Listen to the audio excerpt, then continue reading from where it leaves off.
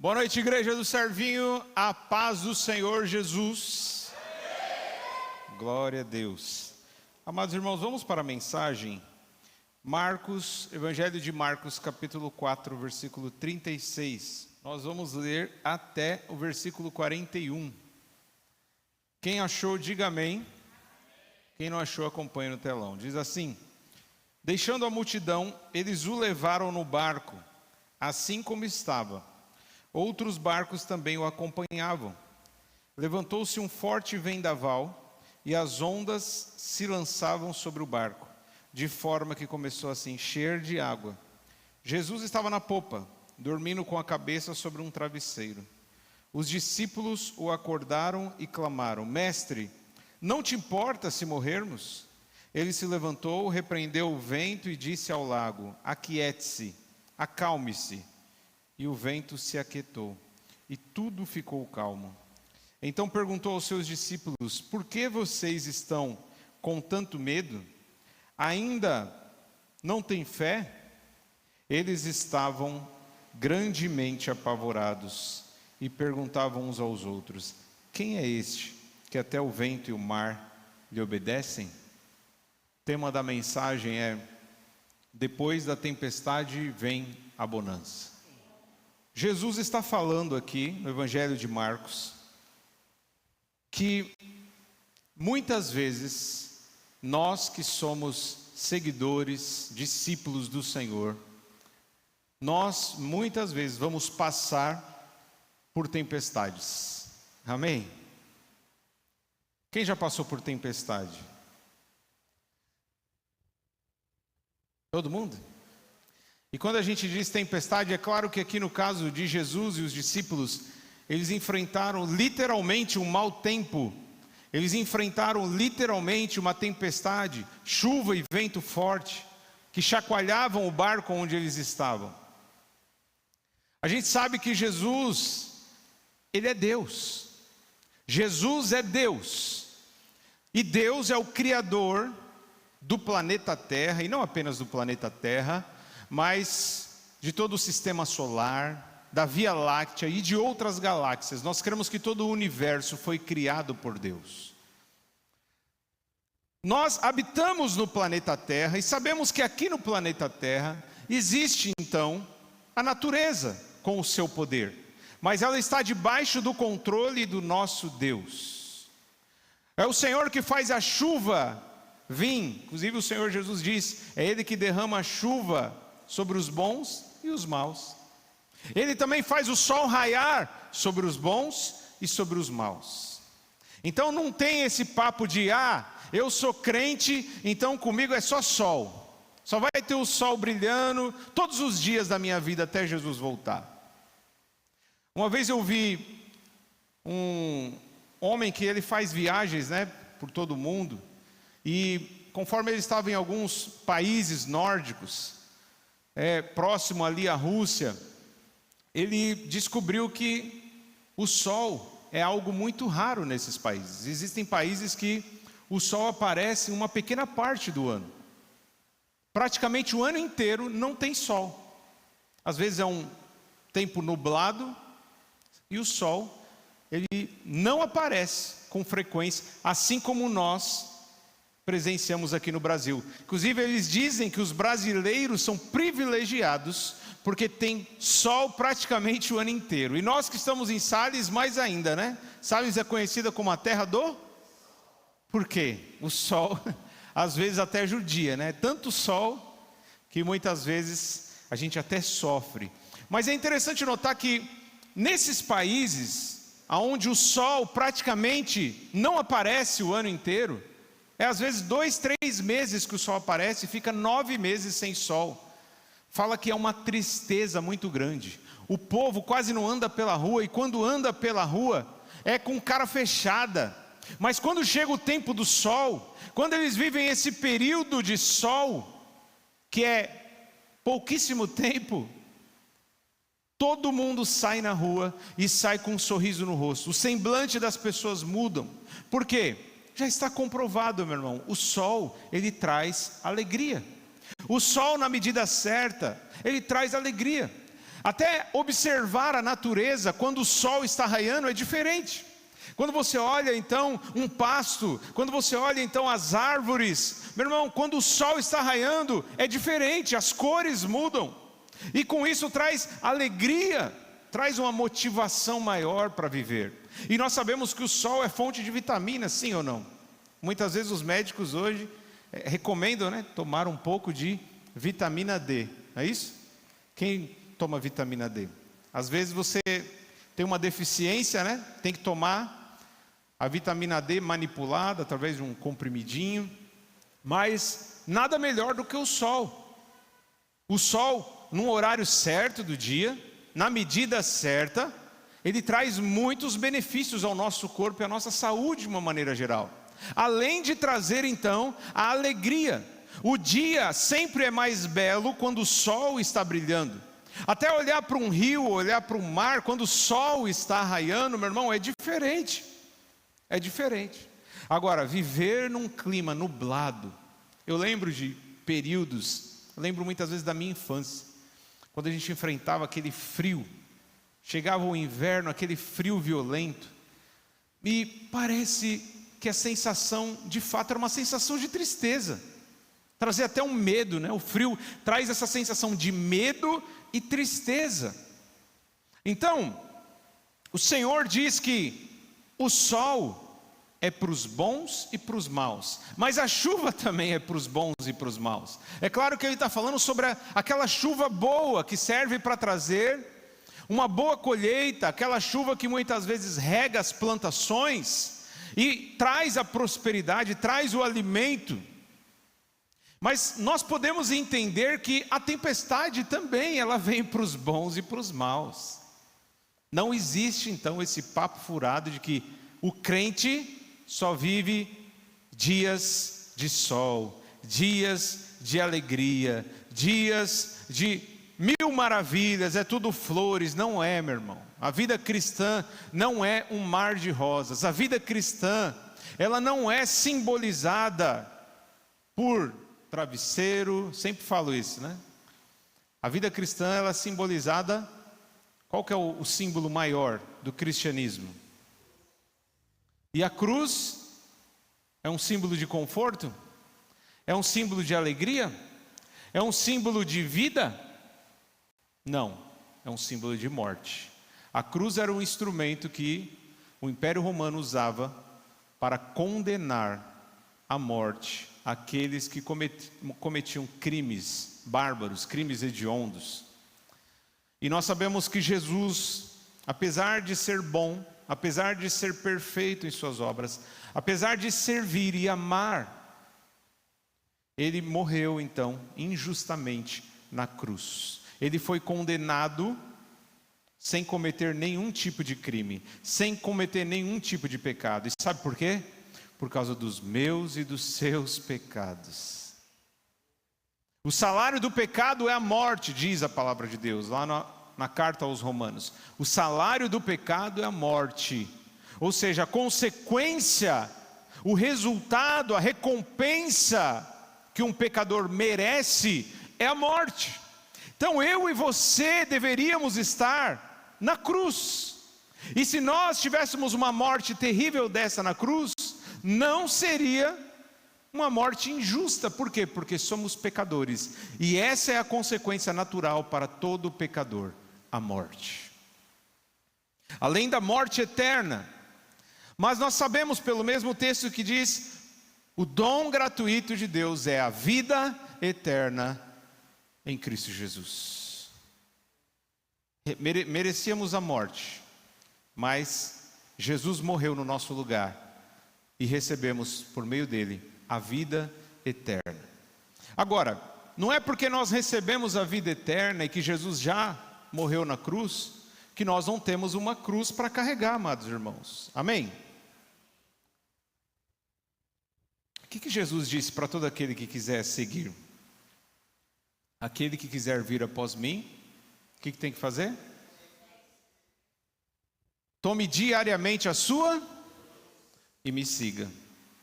Então, a vida cristã, de fato, ela não é uma vida onde todos os dias temos o sol brilhando, todos os dias temos notícias boas, todos os dias é só vitória. Aliás, não tem como ter vitória se não tiver luta, né?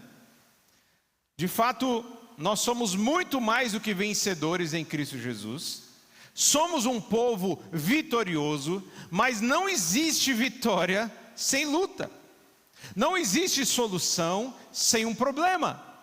A gente precisa cada vez mais estar preparado para as tempestades, mas com a certeza de que nenhuma tempestade vai durar a vida inteira.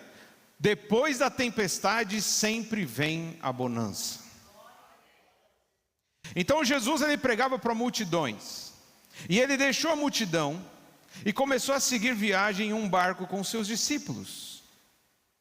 Outros barcos o acompanhavam, é isso que diz o texto.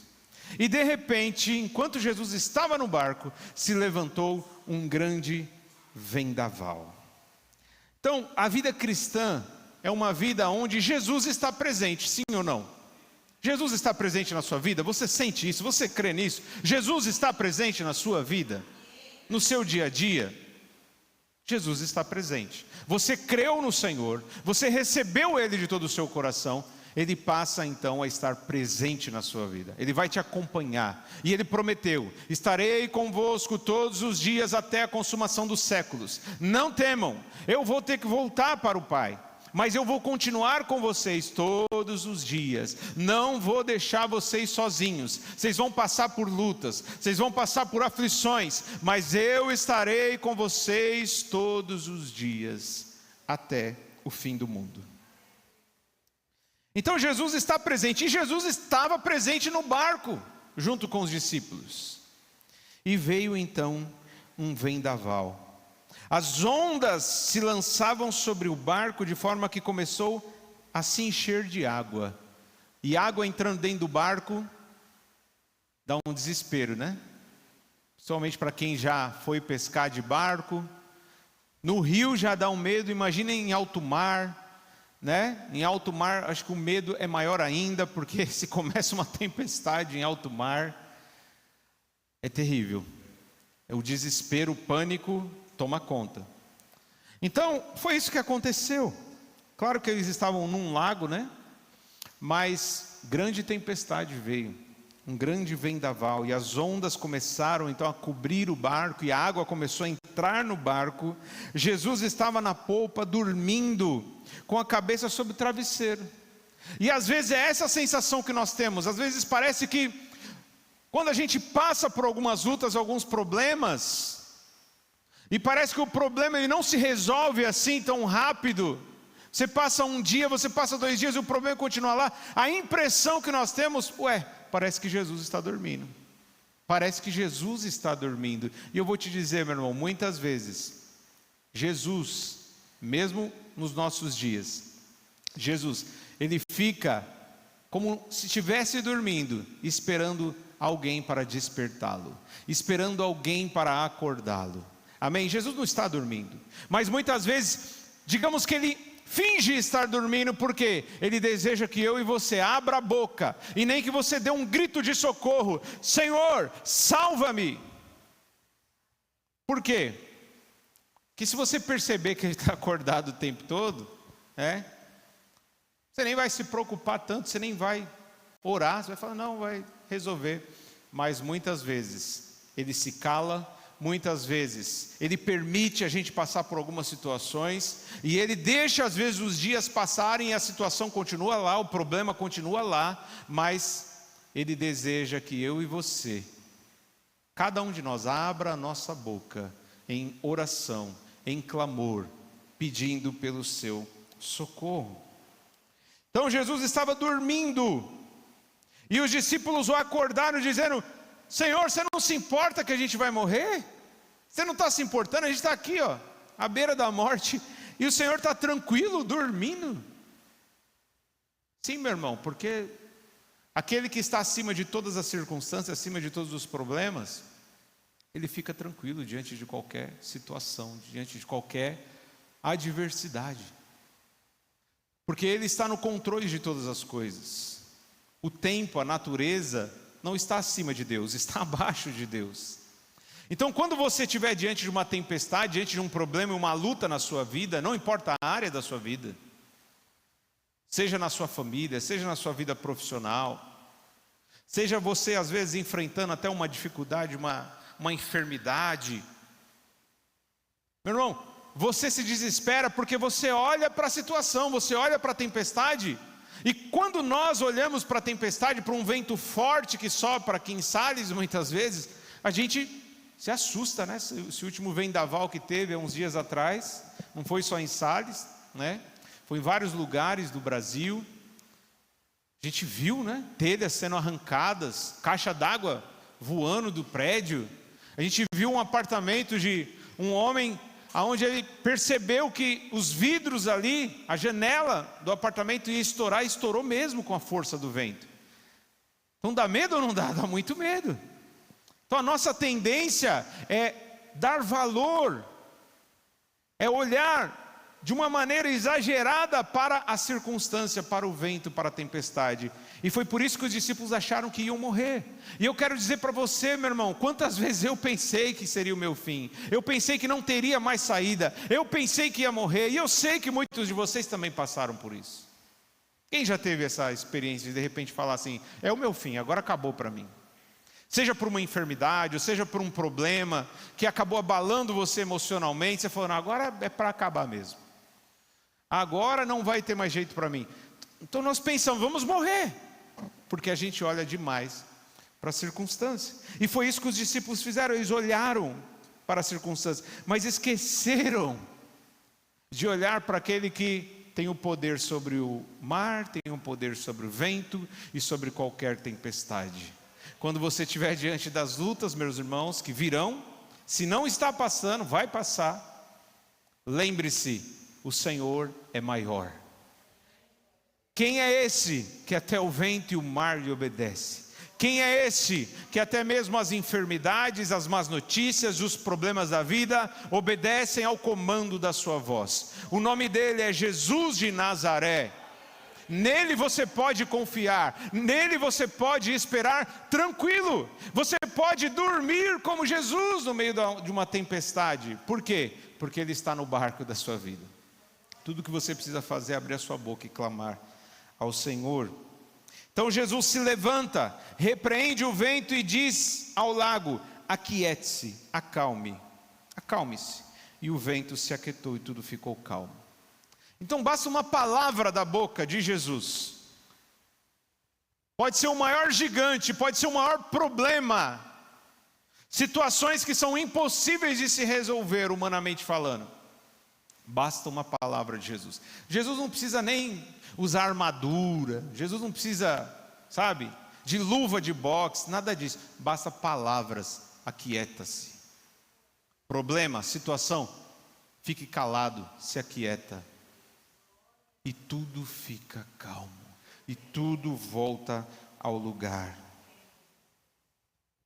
Então, os discípulos tinham visto alguns milagres, tinham visto alguns sinais do Senhor Jesus, mas eles nunca tinham passado por uma situação como essa.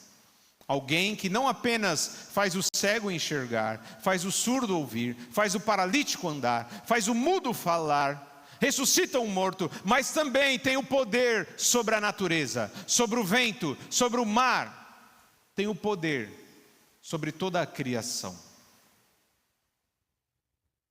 Salmo 107, verso 23, acompanhe comigo.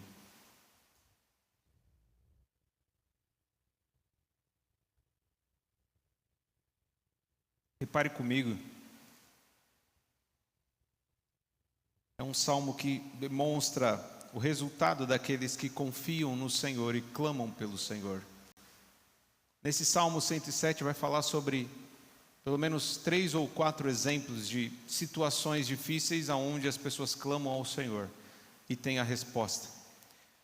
E aqui é uma dessas respostas. Salmo 107, verso 23, nós vamos ler até o 32, diz assim: fizeram-se ao mar em navios para negócios na imensidão das águas, e viram as obras do Senhor, as suas maravilhas nas profundezas. Deus falou e provocou um vendaval que levantava as ondas. Subiam aos céus e desciam aos abismos. Diante de tal perigo, perderam a coragem. Cambaleavam tontos como bêbados, e toda a sua habilidade foi inútil. Na sua angústia, clamaram ao Senhor, e Ele os livrou das suas aflições. Reduziu a tempestade a um sussurro, e as ondas sossegaram. Diante da calmaria, eles se alegraram, e Deus os guiou ao porto almejado. Que eles deem graças ao Senhor por seu amor leal, e por suas maravilhas em favor dos homens. Que o exaltem na assembleia do povo, e o louvem na reunião dos líderes. Que o exaltem na assembleia do povo e o louvem na reunião dos líderes. A assembleia do povo está aqui para exaltar aquele que acalma a tempestade. É interessante notar nesse trecho, nesse salmo, que homens experientes com embarcação, navegantes experientes, se depararam numa situação que estava além da sua capacidade. Eles tinham técnica, eles tinham habilidade, eles conheciam o mar, eles conheciam o barco, mas estiveram diante de uma situação, de um vento que, olha que interessante, o próprio Deus soprou e causou um vento. Meu irmão, tem muitas vezes que nós passamos por lutas que fazem parte da nossa vida de uma maneira geral. Às vezes passamos por provações diante do tentador, mas às vezes o próprio Senhor nos prova. O próprio Senhor nos prova. O próprio Senhor cria situações difíceis para que cada um de nós aprenda a confiar nele, a depender dele, a clamar por ele. Porque, meu irmão, o Senhor te ama de uma forma que Ele quer se relacionar com você. Ele quer ter contato com você. Ele quer que você esteja na presença dele. E muitas vezes Ele permite situações para chamar a sua atenção. Ele te prova, meu irmão, porque Ele quer te ver aprovado. Ele permite o vento soprar forte na sua casa, no seu casamento, na sua família, no seu relacionamento com seus filhos, muitas vezes no seu ministério, muitas vezes no seu trabalho, muitas vezes diante dos seus vizinhos. Ele permite, às vezes Ele mesmo sopra vendavais. E é interessante que nesse vendaval, eles ficaram tão desnorteados que eles cambaleavam tontos como bêbados. Quem já tomou um golpe da vida que às vezes ficou assim meio... Nossa, eu não esperava. Essa eu não esperava. Que a gente fica meio desnorteado, né? Nossa, essa aí foi forte, hein? Essa pancada foi forte. Quem já tomou pancada na vida? Vocês já tomaram também? Os adolescentes? Vocês são novos ainda para tomar pancada. Vocês acham que tomaram pancada? Vocês não sabem ainda o que está por vir. Não é? Eu sei que também passa por lutas, mas somente os mais experientes já tomaram muita pancada na vida, sim? Bastante pancada. E tem pancada que deixa a gente desnorteado, né? Parece que a gente fica meio assim tonto, que nem bêbado. E é isso que aconteceu aqui. E toda a habilidade, toda a capacidade, toda a força do braço, toda a técnica foi inútil. É isso que diz o Salmo no verso 27. A habilidade foi inútil, mas na sua angústia eles clamaram ao Senhor. Meu irmão, Deus permite passarmos por situações, meu irmão, para você entender que você não é tão forte como você imagina. Para você entender que você, meu irmão, precisa dele, que você depende dele. E Ele está à sua disposição para estender a mão e te salvar, e te colocar num porto seguro. Terrível coisa é estar à deriva, terrível coisa é estar em alto mar, diante de uma tempestade. Você olha para a direita, você não vê nada. Você olha para a esquerda, você não vê nada. Você olha para frente, você não vê nada. Você olha para trás, você não vê nada. Mas, meu irmão, é no momento de desespero que, ao invés de olhar ao redor, nós precisamos olhar para o alto e clamar ao Senhor. Clamar ao Senhor, e Ele é aquele que vai nos livrar do nosso momento de angústia, nos livrar das nossas aflições. É isso que diz o verso 28. Na sua angústia clamaram ao Senhor, e Ele os livrou das suas aflições. Jesus diz: no mundo tereis aflições. Eu sei que tem muito pregador coach, ou pregador da prosperidade, que fala que Deus é o dono do ouro e da prata, portanto você é herdeiro das riquezas e já vai começar a desfrutar aqui na terra.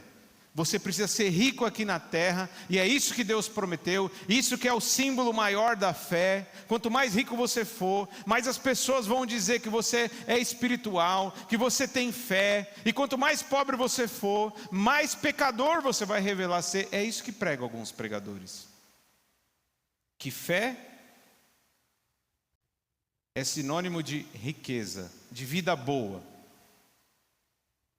Mas fé, pelo que o Senhor Jesus nos disse, ela nos traz aflições, nos traz muitas vezes sofrimento, nos traz muitas vezes problemas. Ele diz: no mundo terão aflições, mas tende bom ânimo, eu venci o mundo. Está passando por aflição, meu irmão? Não estranhe, não pense que algo diferente está acontecendo, não pense que, eu acho que eu perdi a minha fé, eu acho que Deus está dormindo, eu acho que Deus me abandonou. Não, você está passando por aflição? Muito bem, seja bem-vindo, você está no caminho certo. Está passando por aflição? Parabéns, você está no mundo. Jesus diz: no mundo tereis aflições, mas tem de bom ânimo, eu venci o mundo. E aqui no versículo 28 de Salmo 107, ele fala: na angústia desses homens que estavam em alto mar, navegando e se depararam com um vento forte, uma grande tempestade, na angústia, eles não murmuraram, eles não ficaram olhando para o problema, eles não tentaram resolver no braço deles o tempo inteiro, eles se renderam, entenderam: não vamos conseguir na nossa habilidade, na nossa força. Nós podemos dizer como aquele salmo: uns confiam em carros, outros em cavalos, mas nós confiaremos no nome do Senhor, o nosso Deus. Não vou confiar nas minhas ferramentas, não vou confiar na minha técnica, eu vou confiar no nome do Senhor. Então na angústia eles clamaram ao Senhor, e o que o Senhor fez? Os livrou de todas as suas aflições, e Ele reduziu a tempestade. Tempestade faz barulho, irmão? Tempestade faz barulho? Quem já ouviu o barulho da tempestade? Assusta? Quando a gente começa a ouvir aquele vento, assusta ou não, Jonatas? Barulho do vento. Se você está em alto mar, então, ou mesmo num rio, tem um barulho das águas, tem um barulho do vento, e é um barulho assustador. É um barulho que nos faz pensar que vamos morrer. Mas no verso 29 de Salmo 107 diz que o Senhor, depois que esses homens clamaram pelo Senhor, Ele reduziu a tempestade a um sussurro. A tempestade é como uma gritaria que vem para agitar, vem para perturbar a sua vida. Mas Deus, Ele reduz a um pequeno sussurro. Ei, você está me ouvindo? Um sussurro. Um pequeno sussurro. É isso que o Senhor faz com a tempestade, quando eu e você clama pelo Senhor. E a Bíblia diz que as ondas sossegaram, e diante da calmaria eles se alegraram. Então primeiro veio um momento de tristeza, pânico, perturbação, mas depois que eles clamaram ao Senhor, veio alegria, veio bonança, veio sossego, aleluia, veio sussurro. E aí no verso 31 fala que eles deem graças ao Senhor por seu amor leal e por suas maravilhas. Meu irmão, quando Deus sopra um vento forte, ou permite um vento forte na sua vida, sabe qual é o propósito final? Que você se alegre e glorifique o nome dEle, por experimentar a mão poderosa dEle, que vai te livrar no momento que você humildemente clamar pelo socorro do Senhor. Amém? Como a gente vai experimentar o socorro do Senhor se não for passando por tempestade? Como a gente vai experimentar o braço forte do Senhor? Lembra do povo escravizado no Egito? Como eles iam ver tantos sinais, tantos milagres, tantas maravilhas no Egito, se eles não tivessem passado pela escravidão? Sem escravidão, não tem libertação. Sem a morte, não tem ressurreição. Sem cruz, não há salvação. Na academia, quem treina na academia, o que aprende? Sem dor, não há ganho. Quem quer ganhar aí? Quem quer vitória? Imagina que o Silvio Santos Gospel, que sempre falava, quem quer dinheiro? Aí todo mundo levantava a mão. E aí o Silvio Santos se converteu, agora está falando, quem quer vitória? Levanta a mão. Ixi, ninguém quer vitória? Quem quer vitória? Mas para ter vitória vai ter que ter luta antes. Amém? Se você quer bonança, se você quer a calmaria, se você quer a brisa suave, primeiro vem a tempestade. Mas é bom saber que nós temos um Deus, Emanuel é um dos seus nomes, Deus conosco, o Deus presente. Ele não deixa você sozinho no barco balançando, meu irmão. Ele não deixa você sozinho, perturbado e amedrontado com o barulho das ondas, com o barulho do vento. Ele está presente, Ele não é ausente na nossa vida, Ele não está longe. A Bíblia diz que Ele está perto, principalmente daquele que tem um coração quebrantado. E ter o coração quebrantado é de fato ter um coração humilde o suficiente para reconhecer que não é forte e que precisa do Senhor. Quando você está nesse estado de impotência, de fragilidade, Senhor, eu não consigo, isso é mais forte do que eu. Só o Senhor, somente o Senhor pode me ajudar. Aí, meu irmão, você experimenta a mão poderosa do Senhor. Amém? Quer vitória? Quer bonança? Antes vem a tempestade. Se coloque de pé em nome de Jesus. Vamos orar. Está passando por luta? O vento está soprando? Clame ao Senhor. Vamos clamar ao Senhor.